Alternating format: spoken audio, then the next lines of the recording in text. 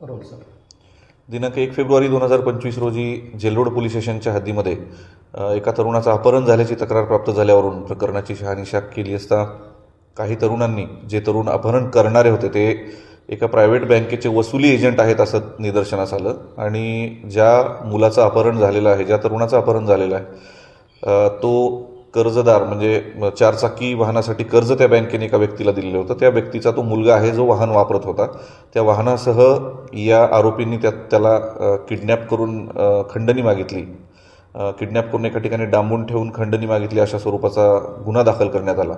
यातील तीनही आरोपींना ताब्यात घेण्यात आलेला आहे. सदरचे आरोपी हे त्या बँकेचे वसुली एजंट्स आहेत आणि गुन्हा दाखल करून पुढील तपास सुरू आहे. सर, अपहरण करून खंडणी देखील मागण्यात आली होती. नेमका काय प्रकार तो होता?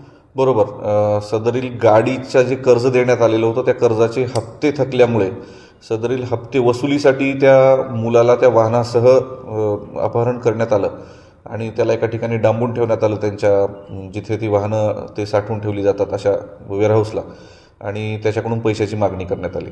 सर, हल्ली अशा घटनांमध्ये वाढ होताना दिसते. नेमकं कशा पद्धतीचं या फायनान्सवाल्यांवर नियंत्रण असणार आहे?